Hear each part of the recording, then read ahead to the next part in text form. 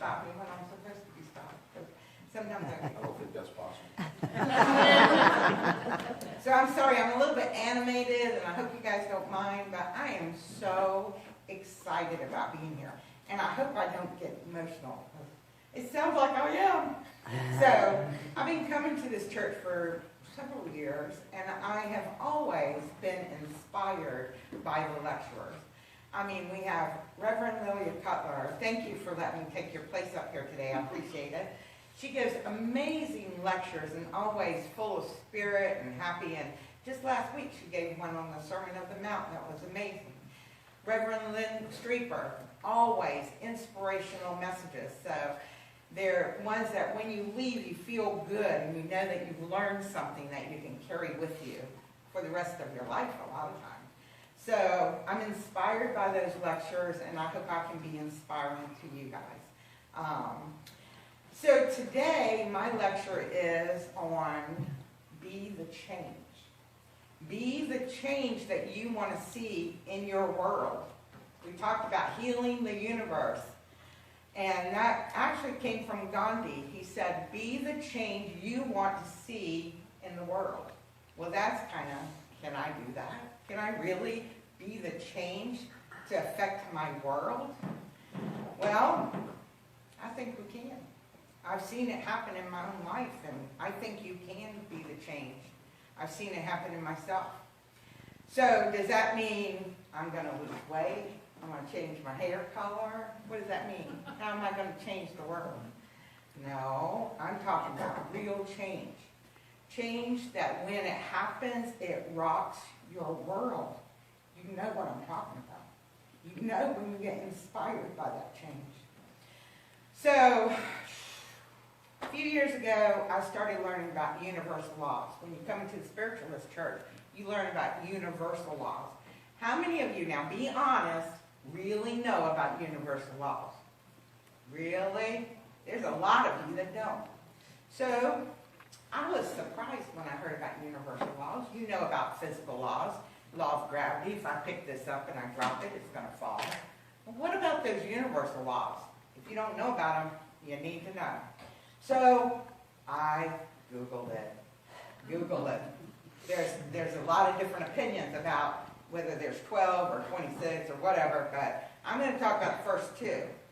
So the definition of universal law is in every waking moment we are creating and altering our lives. Our present situation and our future will be the product of our thoughts, our visualizations, our intentions, our emotions, our feelings, our beliefs, our attitudes, our expectations, and what we will or will not allow ourselves to experience shapes our lives. They are laws that are just like the physical laws. They're true and they're scientific.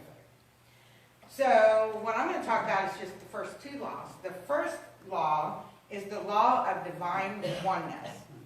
Google says, which you know you can't fight Google, everything is connected to everything else. You are connected to me, and I'm connected to you. What we think, what we say, what we do, what we believe is a corresponding effect on everybody in this room. What I think corresponds with what you think. I can convince you. It's all kinds of different things. The second thing is the law of vibration. Now, we've heard many lectures. Lynn gives great lectures on the law of vibration. What you put out is what you get back. Everything in the universe moves, vibrates, and travels in circular patterns. The same principles of vibration in the physical world apply to our thoughts, our feelings, our desires, and our wills. Each sound and each thing and each thought has its own vibrational frequency. Wow, that's pretty interesting. So what you think about goes out into the world and comes back to you in different ways. What you feel goes out into the world and comes back to you in different ways. Well, so it's really not my mom told me this, or my dad told me this, or my sister, brother, aunt, uncle. It's not my life, how I grew up. It's my thoughts. It's my story. I'm learning in life coaching that it's my story. My story is what goes out to the universe and comes back to me. So, the law of vibration. I'm sending out. So, we all kind of know, so we have thoughts and we have feelings and we're sending them out to the universe. And most of us know that we have this little subconscious mind in there. So we have this thought and we have this feeling and we have this subconscious mind.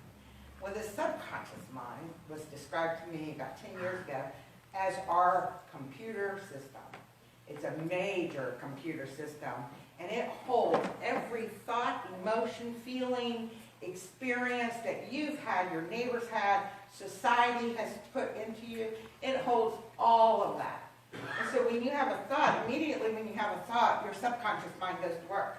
And what its main job is to do is determine whether this thought that you had is true or whether it's false. It's a simple job. So it takes this thought that you have and it processes and processes